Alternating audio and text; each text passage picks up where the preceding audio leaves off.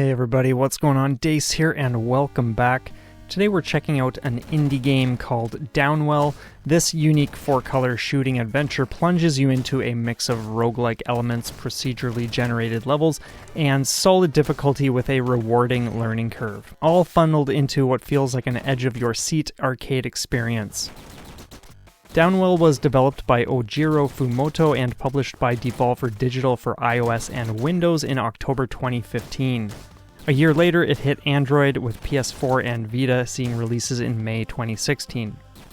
Interestingly enough, Fumoto had gone to the Tokyo University of the Arts and graduated in opera singing, but didn't feel like this was the path he wanted to continue down, so he eventually got into making games and did a whole bunch of Game a Week projects. Downwell was his 13th project, and Spelunky was a significant influence. The initial idea came from wanting to see how a similar cave delving experience would pan out as a mobile game, and he very quickly recognized the immense potential. I first played it in January of 2019 when it was released on Switch, and despite being really into the idea of the game, I didn't put more than a handful of hours into it before eventually getting involved with other games. But I always knew I would come back to it someday. Cymage Arcade did a great video on Downwell not too long ago, and that inspired me to jump in again, this time with the intention of buckling down to beat it. Now let's take a look at how the game works. While out at a park one evening, a curious young man by the name of Weltaro decides to explore an old well that is close by. He puts on his gun boots since he anticipates monsters lurking within the narrow confines of the well and jumps in. You can move Weltaro left or right and then jump.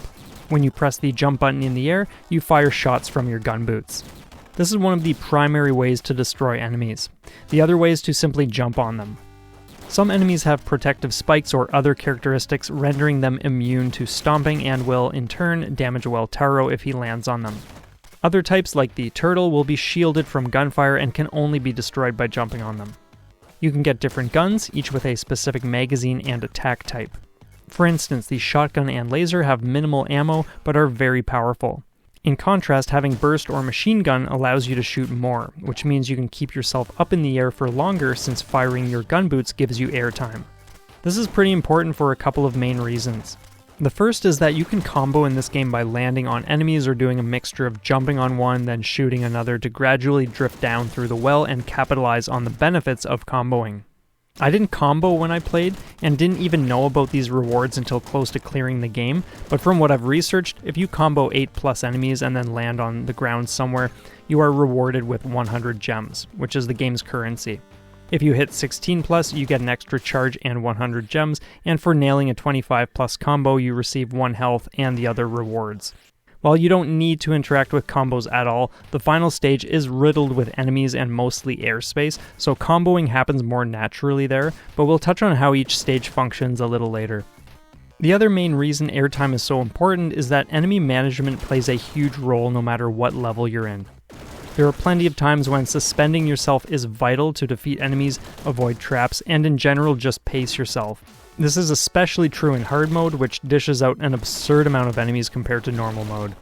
You'll also come across caves or shops that provide everything from different guns, gem piles, or items you can purchase, which are essential to your run's longevity. So ensuring you have a shot or two to drift over and reach a ledge is crucial, but you'll still miss plenty depending on how chaotic some sections are during any given run.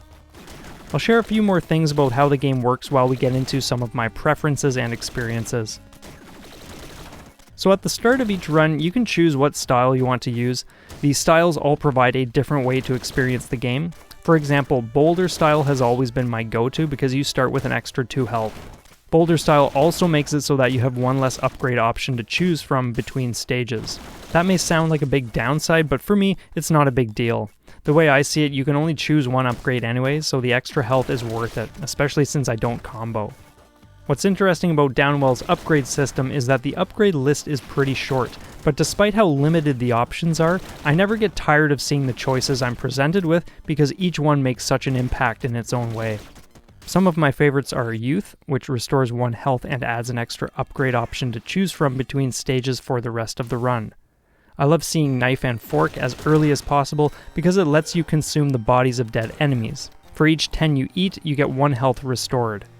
With Boulder's increased starting health, knife and fork as early as completing stage 1, and some of the other ways to gradually increase health, I've had runs where I'm sitting at 10 HP going into the final boss, and again that's without earning health from combos. Another favorite is Apple, which restores 4 health. If you're already at full health, it fills the 4 slots below your health bar, increasing your max HP by 1. Gem Sick is a great one. In Downwell, there's something called Gem High, which you trigger by collecting enough gems, and your shots are larger during this time. Gem Sick extends the duration of your Gem High, so maintaining it for longer periods is pretty easy with this upgrade.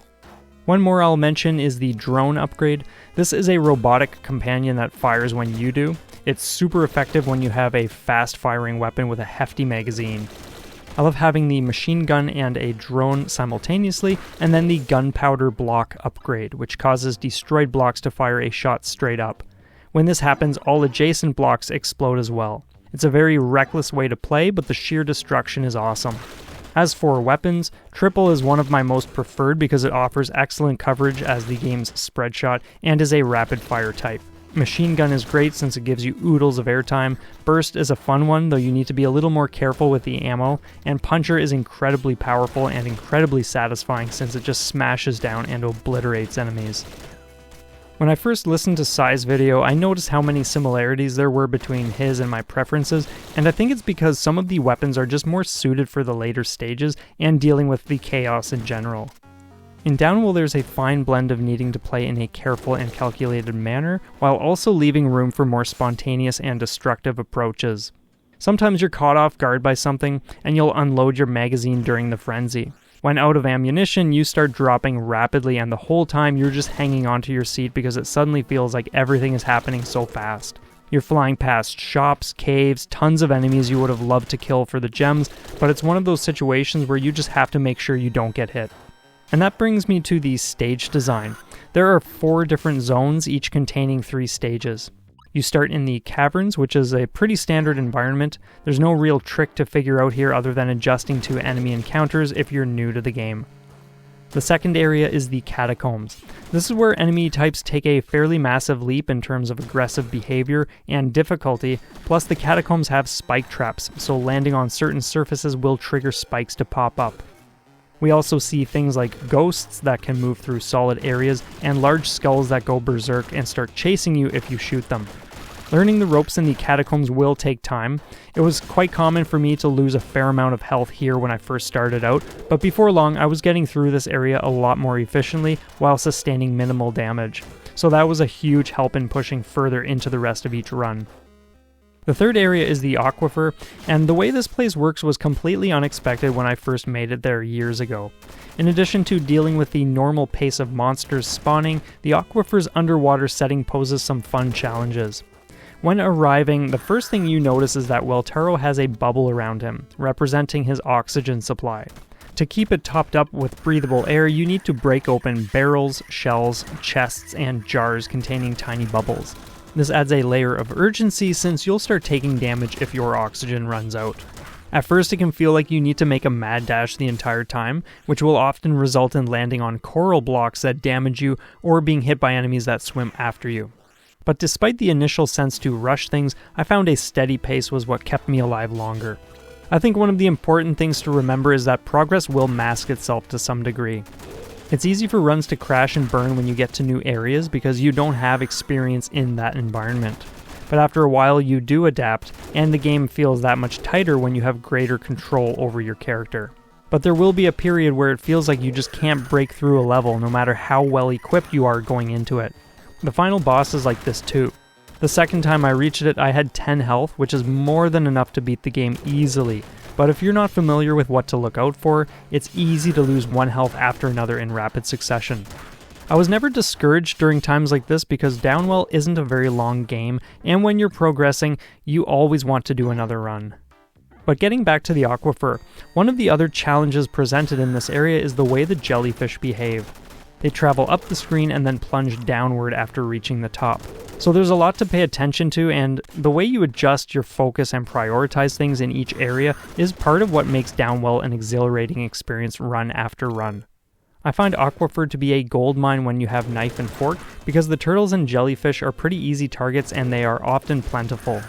The only risk when collecting their bodies is when they land near coral blocks or are about to fall onto them. It's tempting to chase after each corpse to maximize health increase potential, but this can sometimes backfire. The turtles casually swimming back and forth are a huge part of what allows a more controlled and gradual pace for traveling through this area.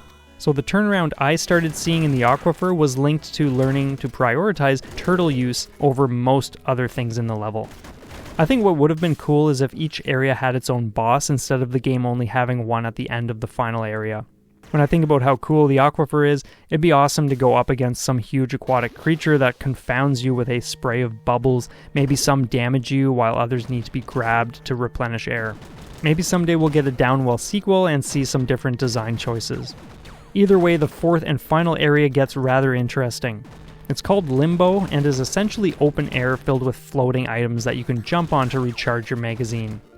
None of the enemies here can be touched, so you'll need to shoot everything that travels up toward you as you navigate your descent. You'll still come across caves and shops, and if you're almost out of health, then you won't want to miss a single one. One thing I didn't mention yet is that finding a different weapon will either have one health attached to it or one charge. This presents a great risk-reward element because you'll sometimes have situations where you're desperate for health when nearing the final boss. But if you come across a laser with health on it, do you grab the laser or keep the weapon you currently have? It can often feel like a toss-up because your longevity can either benefit or suffer in situations like this. On one hand, you can have more health to work with for the final boss if you make it there without taking any more hits. But on the other hand, you may end up taking more hits due to having less ammunition at your disposal, leaving you in a worse situation than you might have experienced otherwise. These choices add to the excitement though, and even during runs that deteriorated near the end, it was always a blast to see what would happen. As for my experience beating Downwell's normal difficulty, it wasn't a cakewalk, but it also didn't take weeks and weeks. The night before clearing this, I reached the final boss for the first time. After that, it was only a matter of 4 more solid runs, with a few Stage 1 or Stage 2 restarts thrown into the mix if things got too sloppy too early. But each time I made it to the boss again, I learned a little more about how to keep track of everything going on, what was damaging me, how to anticipate certain things, etc. The boss has 4 phases, each representing one of the 4 areas you explored on the way down. While enemies spawn, your main focus is shooting what appears to be a giant eye within the gaping mouth of a massive cave worm. Once you do enough damage, it will descend and the upper part of the boss chases you by falling and obliterating everything in its path. So it's more or less a mix of fighting sections followed by mad dashing. It's an incredibly fun boss fight because you get to unload magazine after magazine, which is awesome when you have something like Triple and Drone just making this thing guzzle your bullets by the hundreds. Puncher is another solid one to have for this fight because you really feel the impact of each projectile smashing into the boss. I could talk about Downwell for a lot longer, but I've shared enough for now.